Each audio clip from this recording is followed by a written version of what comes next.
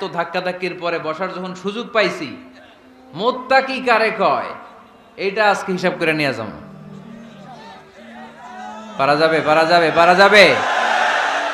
আমরা মুত্তাকি হতে চাই। কি হতে চাই? নাকি মাসুদ রানা হতে চাই? এরকম একটা আছে নাকি যেন, হ্যাঁ, পত্রপত্রিকায় দেখলাম ছেলেপেলারা লাইন ধরছে, কে হবে মাসুদ রানা। কিশোরগঞ্জ থেকে কেউ যায় নাই না? কিশোরগঞ্জের ছেলেপেলারা খুব আল্লাহওয়ালা, মাশাআল্লাহ। তো আমরা মুত্তাকি হতে চাই, চিল্লায় বলেন তো কি হতে চাই? উইদ্দাত লিল মুত্তাকিন।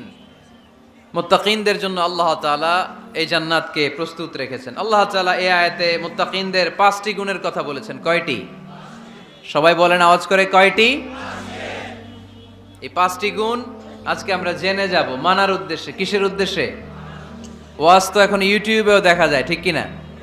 ইউটিউবে ওয়াজ দেখা সহজ না? আমার এই ইউটিউবে দেখছেন কে কে? দেখি, সবাই দেখছেন? ঠিক আছে, হাত নামান, আলহামদুলিল্লাহ পড়েন। তো ইউটিউবেই তো ওয়াজ দেখা যায়।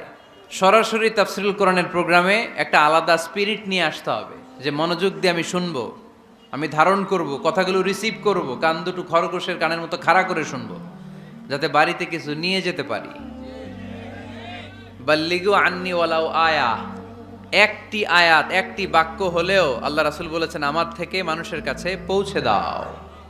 আমরা সবাই দাঈ ইলাল্লাহ। আমি বেশি জানি তো আমি বেশি শোনাবো, আরেকজন কম জানে তো কম শোনাবে, একজন জানে শুধু লা ইলাহা ইল্লাল্লাহ, সে ওইটারই দাওয়াত দিবে, ঠিক কি না? এজন্য আজকে আমরা মুত্তাকি কাকে বলে, তাদের বৈশিষ্ট্য কি, এটা জেনে যাব। আল্লাহ মুত্তাকিদের বৈশিষ্ট্যে প্রথমে বলেছেন আল্লাযীনা ইউনফিকুনা ফিস সাররাই ওয়াদ দাররা। মুত্তাকি হচ্ছে তারা যারা সচ্ছল অসচ্ছল উভয় অবস্থায় আল্লাহর রাস্তায় দান করে। দান করলে খুশি হয় কে? আল্লাহ। সাদাকা করলে খুশি হয়ে যায় কে? আল্লাহ। যাকাত দিলে খুশি হয় কে? আল্লাহ। দে যাকাত, দে যাকাত, তোরা দে রে যাকাত, তোর দিল খুলবে পরে, আগে খুলুক হাত। দে যাকাত, দে যাকাত, তোরা দে রে যাকাত। পড়েন আমিন। আপনার দিল পরে খুলবে, আগে খুলতে হবে কি? হাত। আল্লাযীনা ইউনফিকুনা ফিস সাররাই ওয়াদ দাররা। আল্লাহ বললেন আমার মুত্তাকি বান্দার প্রথম গুণ, আল্লাযীনা ইউনফিকুনা ফিস সাররাই ওয়াদ দাররাই ওয়াল কাযিমিনাল গায়যা ওয়াল আফিনা আনিন নাস ওয়াল্লাহু ইউহিব্বুল মুহসিনিন। সুবহানাল্লাহ পড়েন। আল্লাযীনা ইউনফিকুনা ফিস সাররাই ওয়াদ দাররা। আমার মুত্তাকি বান্দারা সচ্ছল অসচ্ছল উভয় অবস্থায় দান করে। যখন তাদের কাছে বেশি টাকা থাকে তখন তারা বেশি দান করে, যখন কম থাকে কম দান করে, কিন্তু দান করে, ঠিক কি না? দান করার ধারাবাহিকতা কখনো থামায় না। এখন আপনি সচ্ছল, অনেক টাকা তো বেশি দেন, এক সময় অর্থের টানা পড়েন যাচ্ছে, সমস্যা যাচ্ছে, তো ওই সময় কম দেন। বছরে আপনি অবস্থা ভালো থাকলে 10,000 টাকা সাদাকা করেন, যখন অবস্থা খারাপ 10 টাকাও কি সাদাকা করা যাবে না? তার মানে ইউনফিকুনা ফিস সাররাই ওয়াদ দাররা, সুখে দুঃখে সব সময় যে দেয় তার নাম মুত্তাকি। সুখে দুঃখে সব সময় যে দেয় তার নাম মুত্তাকি। মদিনার সমাজে, মদিনার সাহাবীদের মধ্যে সবচাইতে গরীব সাহাবী ছিলেন সাইয়েদনা বেলাল রাদিয়াল্লাহু তাআলা আনহু। নিজের লজ্জাস্থান ঢাকার কাপড়টা ছাড়া তার কাছে দ্বিতীয় কোনো কাপড় ছিল না। সকালে যদি খাবার পেত, দুপুরে খাবার ছিল না, দুপুরে পেলে রাতের জন্য ছিল না, আজকে খাবার থাকলে কালকে নাই। মদিনার সবচাইতে গরীব সাহাবী বেলাল রাদিয়াল্লাহু তাআলা আনহু, লজ্জাস্থান ঢাকার জন্য শুধু একটা জামা ছিল, গায়ে দেওয়ার মতো কোনো জামা নাই। এই সাহাবীর মতো গরীব কোন সাহাবী মদিনার জমিনে নাই। এই বেলাল রাদিয়াল্লাহু তাআলা আনহুকে বিশ্বনবী ডেকে বললেন, ইয়া বেলাল আনফিক ইয়া বেলাল লা তাখশা মিন যিল আরশি ইকলালা। ও বেলাল, আল্লাহর রাস্তায় দান করো, কারণ আমার আল্লাহর ধনভাণ্ডারের কমতি নাই।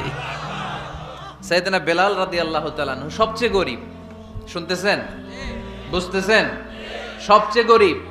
ডাউন পার্টটা ঢাকার মতো একটা গার্মেন্ট ছিল, একটা কাপড়, এটা পেঁচায় আসতো, নামাজ পড়তো, গায়ে রাখার মতো কোনো জামা নাই, আর খাবার দাবার টাকা পয়সা বলতে নাই। ওই সাহাবীরে বিষ্ণু ইসলাম বললেন, আনফিক বেলাল, বেলাল তুমিও দান করো, তুমিও দাও, দানের হাতকে প্রশস্ত করে দাও। আনফিক ইবনা আদম উনফিক আলাইক, হে বনি আদম দাও, দিলে আমি তোমারে দেব। যারা দান করে বেশি তাদেরকে দেয় কে? দিলেই আসবে, না দিলে আসে না। আপনি দেন, দেখবেন আসতে শুরু করছে। এটাই সিস্টেম, দিলে কমে না, না দিলে কমে। সুবহানাল্লাহ পড়েন। উদাহরণ হিসেবে বোঝেন, আপনার হাতে 5 কেজি ওজনের একটা জিনিস দেয়া হলো, আপনি এটারে ধরে রাখছেন। এটারে ধরে রাখলে আর কিছু নিতে পারবেন? এটারে দিয়ে দিলেই না আরেকটা ধরতে পারবেন, ঠিক কি না? 5 কেজির এটা হুজুরে দিয়ে দিলাম, এরপরে কেউ আমার 20 কেজি দিলে ওইটা ধরবো, ওইটা আবার আরেকজনরে দিব, এরপরে আরেকজন 30 কেজি দিলে ওইটারে ধরবো। কথা বলেন, কথা বলেন, কথা বলেন। এজন্য আল্লাহ বললেন, ইনফিকুনা ফিস সাররাই ওয়াদ দাররা, আমার মুত্তাকি বান্দার প্রথম গুণ, তারা সুখে দুঃখে সব সময় দান করে, দানের ধারাবাহিকতা সব সময় অব্যাহত রাখে। যারা সুখে দুঃখে সচ্ছল অসচ্ছল সব অবস্থায় দান করে, তাদের নাম হলো মুত্তাকি। মুত্তাকিদের প্রথম বৈশিষ্ট্য দান করে। আপনারা দান করেন তো? কিশোরগঞ্জের ভাইয়েরা সবাই করেন? করেন তো? Take it as a reminder, আজকের এই আলোচনাটা একটা রিমাইন্ডার হিসেবে নেন। যাদের দান করতে একটু সমস্যা, মনে থাকে না, অলসতা বা একটু কিপটামির মনোভাব আছে, এই কিপটামি কৃপণতা ভুলে যান, দেন। দেন না একটু, আপনারা দিবে কে? বিশ্বাস হয়? দিলে বাড়ে, দিলে না দিলে কমে, কারণ আপনি দিলে আপনারে দিবে কে? তবে গোপন অবস্থায় দেওয়াটা উত্তম। প্রকাশ্য দান করলে আল্লাহ কবুল করেন, ওইটাতেও সওয়াব আছে, কিন্তু গোপনে দান করলে বেশি খুশি হয় কে? গোপনে দান করলে আল্লাহর রাগ ক্রোধ কমে যায়। আপনার কোনো পাপের কারণে আল্লাহ যদি আপনার উপর রেগে থাকে, আপনি গোপনে কিছু দান করে দেন, ওই রাগটা মুহূর্তেই ঠান্ডা হয়ে যাবে। 7 শ্রেণীর ব্যক্তিকে আল্লাহ তাআলা আরশের নিচে ছায়া দিবে কিয়ামতের দিন, যেদিন আকাশের সূর্যটা মাথার কাছে চলে আসবে, জমিনটা তামার জমিন হয়ে যাবে, তৃষ্ণায় মানুষের জিহ্বা বের হয়ে কুকুরের মতো নাভির সামনে ঝুলতে থাকবে, সূর্যের প্রচন্ড কিরণ আর তাপে মাথার মগজগুলো গলে গলে নাকের ছিদ্র আর কানের ছিদ্র দিয়ে ভাতের মাড়ের মতো টপ টপ করে বেয়ে বেয়ে পড়বে। আল্লাহর আরশের ছায়া ছাড়া সেদিন আর কোনো ছায়া থাকবে না। বিষ্ণু বললেন, 7 শ্রেণীর ব্যক্তিকে আল্লাহ তাআলা সেদিন আরশের নিচে ছায়া দিবে। তার মধ্যে থেকে 1 শ্রেণীর ব্যক্তি, কিশোরগঞ্জের ভাইয়েরা খেয়াল করে শুনেন, তার মধ্যে 1 শ্রেণীর ব্যক্তি হচ্ছে রজুলুন তাসাদ্দাকা বিসাদাকা ফাআখফাহা। 1 শ্রেণীর ব্যক্তি হচ্ছে ওই ব্যক্তি যে গোপনে আল্লাহর জন্য দান করে। আযাব লা তা'লামু শিমালুহু মা তুনফিকু ইয়ামিনু, এমন গোপনে এসে আল্লাহর রাস্তায় দান করে দেয়, তার ডান হাত কি দান করেছে বাম হাত টের পায় না। ডান হাত কি দিল, বাম হাত দেখে নাই। অন্য মানুষ জানা তো দূরের কথা, এই গোপন দান আমার আল্লাহর কাছে খুব প্রিয়। এজন্য একটু দান করার অভ্যেস করেন, অল্প করে করেন। আজকে যে এই 5 টাকা দান করে দেন মসজিদে, 2 টাকার নোট থাকলে দান করে দেন, 1 টাকার পয়সা থাকলে দান করে দেন। দান করতেই হবে, কারণ মুত্তাকি হতে চাইলে এই দানের ধারাবাহিকতা কন্টিনিউয়াসলি এটা রাখতে হয়, এটা থামানো যায় না। সময় ভালো বেশি দিলাম, সময় খারাপ কম দিলাম, কিন্তু দিতে হবে। রাজি আছেন? আল্লাকা সিররুন ইনদাল্লাহ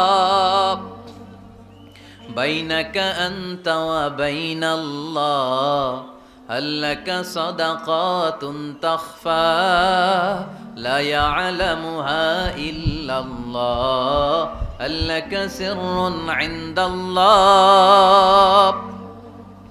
বাইনাকা আনতা ওয়া বাইনাল্লাহ, আল্লাকা সাদাকাতুন তাখফা লা ইয়ালামুহা ইল্লাল্লাহ।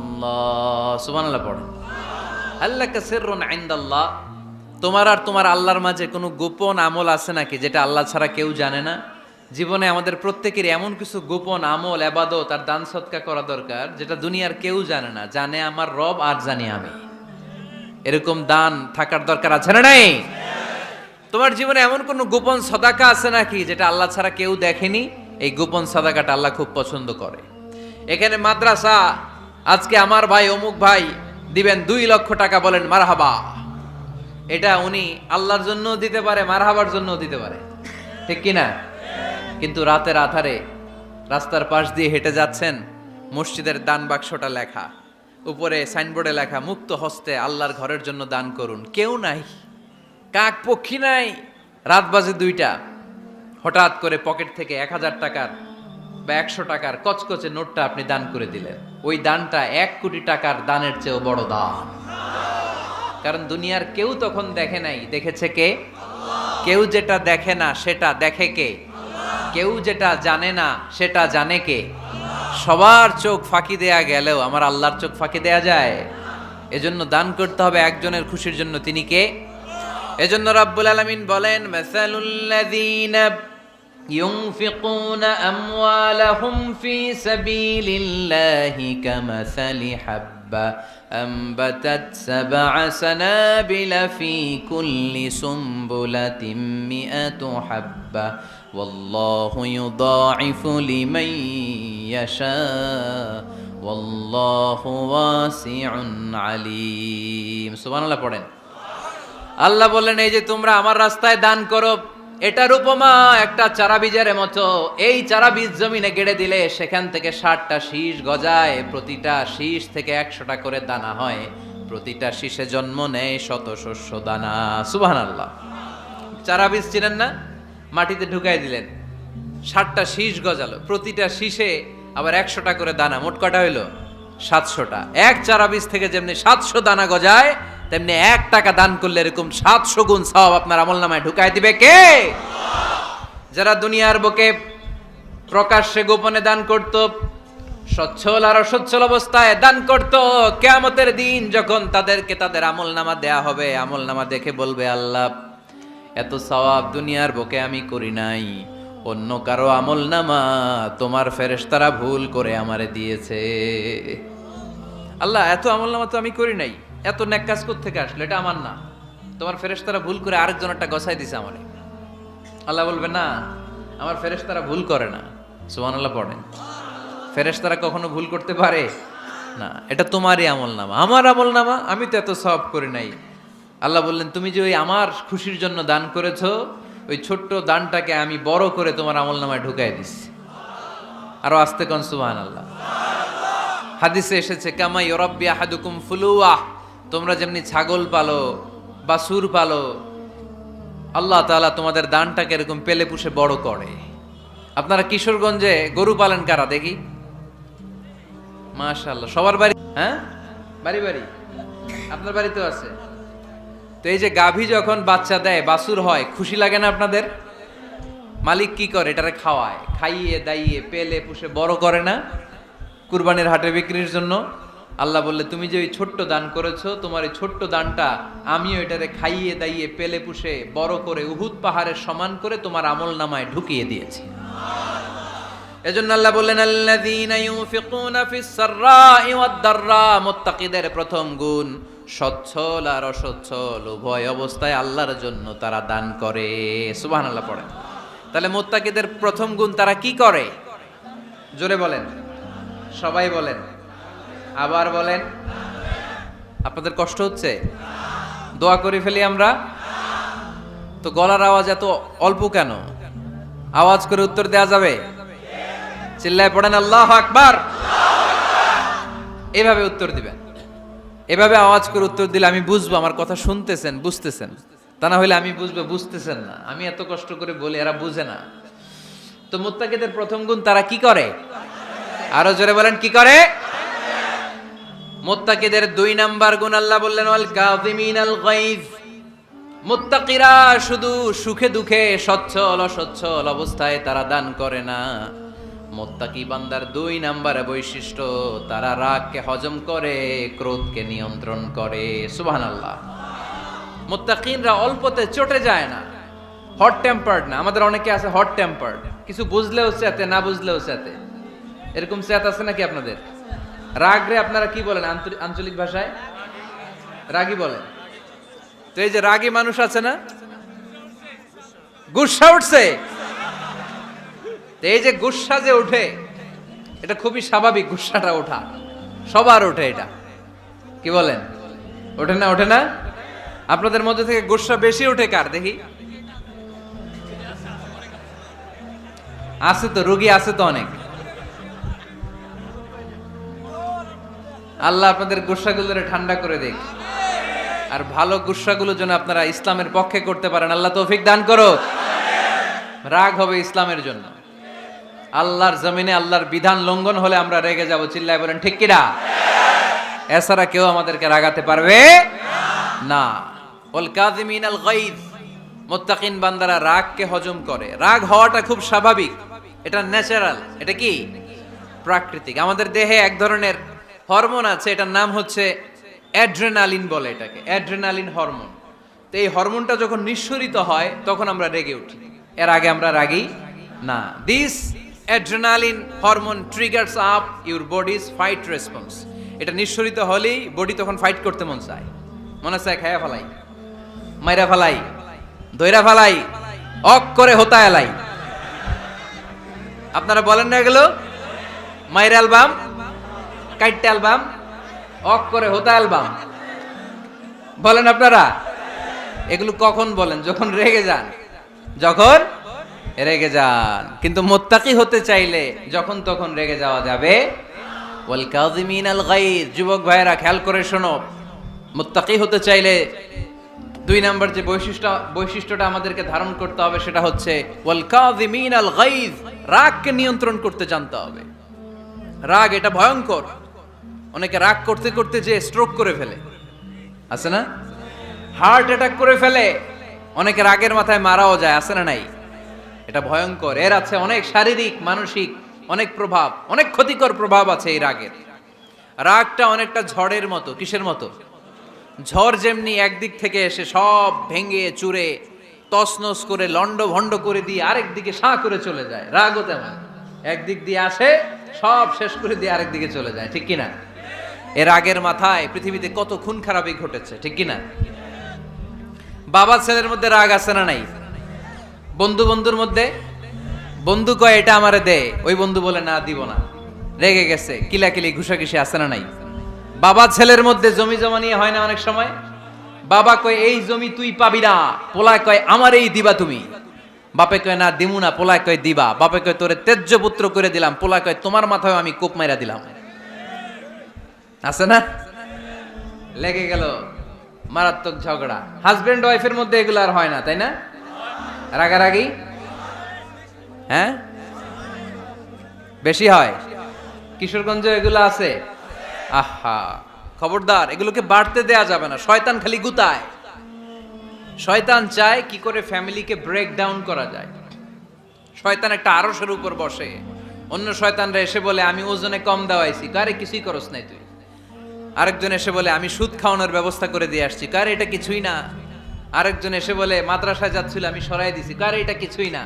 আরেক শয়তান এসে বলে আমি স্বামী স্ত্রীর মধ্যে বিচ্ছেদ ঘটাই দিছি। ইবলিশ শয়তান তখন এটারে নিয়ে নাচতে শুরু করে দেয়। এজন্য স্বামী স্ত্রীর মধ্যে ঝগড়া আছে না নাই? হাজবেন্ড বলে একটা, ওয়াইফ বলে আরেকটা, আছে না নাই? হাজবেন্ড বলে তুমি যাইবা না, এই বিয়ার দাওয়াতে যাইবা না, ও আমারে অপমান করছিল।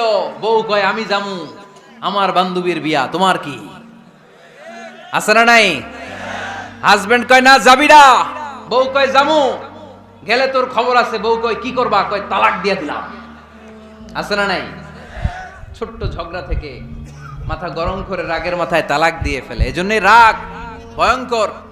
এর রাগের কারণে বন্ধু বন্ধুর সম্পর্ক নষ্ট হয়, হাজবেন্ড ওয়াইফের মধ্যে ডিভোর্স হয়ে যায়, বাবা ছেলের মধ্যে সম্পর্ক ছিন্ন হয়ে যায়। এটা ঝড়ের মতো। এজন্য মুমিনরা চাইলেই চট করে রেগে যেতে পারে। এজন্য রাগ নিয়ন্ত্রণের দরকার আছে না নাই? এজন্য আল্লাহ বললেন والذين ينفقون أموالهم في سبيل الذين ينفقون في السراء والضراء والكاظمين الغيظ والعافين عن الناس। মুমিন বান্দার মুত্তাকিদের প্রথম গুণ দান করে, মুত্তাকিদের দ্বিতীয় গুণ তারা রাগকে হজম করে। সুবহানাল্লাহ পড়ে। রাগকে কি করতে হবে?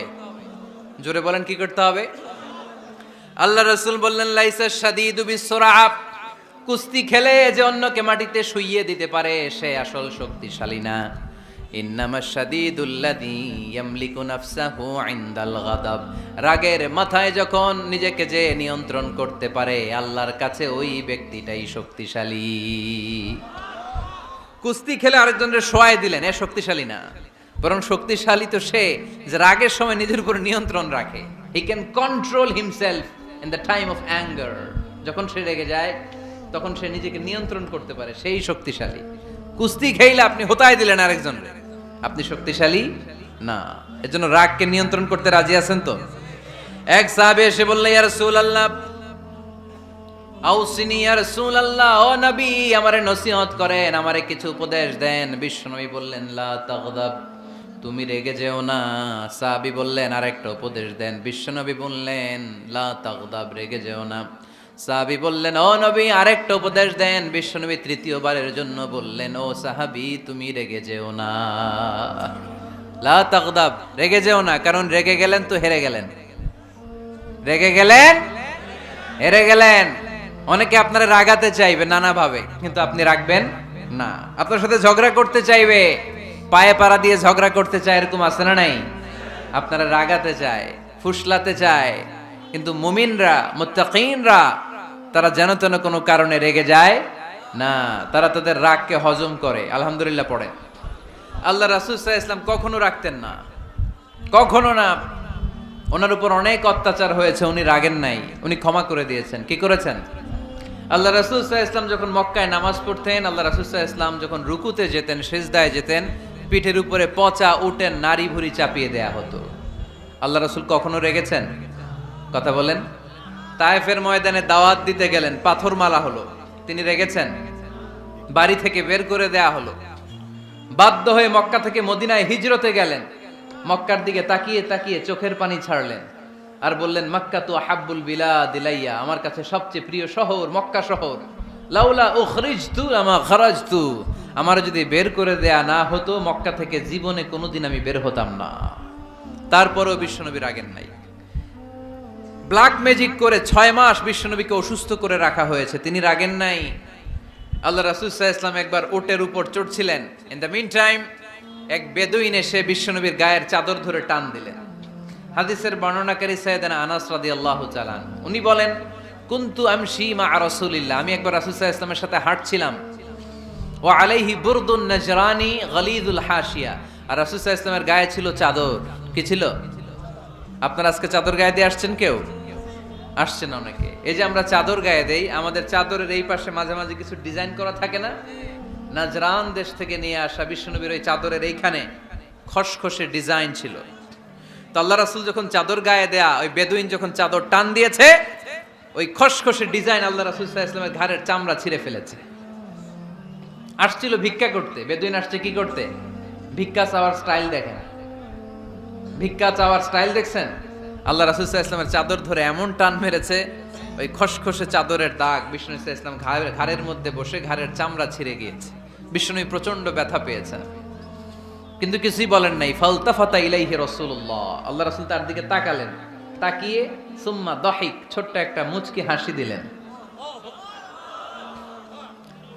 মুচকি হাসি দিলেন। ভিক্ষা করতে আসছে, চাদর ধরে টান মেরা ঘাড়ের চামড়া ছিঁড়ে ফেলছে, আর বলতে শুরু করছে, ইয়া মুহাম্মদ মুরলি মিন মালিল্লাহ, আল্লাহর যে সম্পদ আছে বাইতুল মালের সম্পদ থেকে আমার কিছু দাও, আমার কিছু নাই। আল্লাহ রাসূল সাল্লাল্লাহু আলাইহি ওয়াসাল্লাম ফাদাহিক, একটা মুচকি হাসি দিলেন, দিয়ে সে যা চেয়েছে তার হাতে সেটা উঠিয়ে দিলেন। চিল্লায় পড়েন সুবহান। তার মানে আমার নবী সহজে রাখতেন না। ওনার গায়ের উপর, দেহের উপর অত্যাচার করা হলে বিষ্ণু সাল্লাল্লাহু আলাইহি ওয়াসাল্লাম কখনো রাগেন নাই। মারা হয়েছে, পাথর মেরে রক্তাক্ত করা হয়েছে, পিটানো হয়েছে, আল্লাহ রাসূল সাল্লাল্লাহু আলাইহি ওয়াসাল্লাম কখনো রাগেন নাই।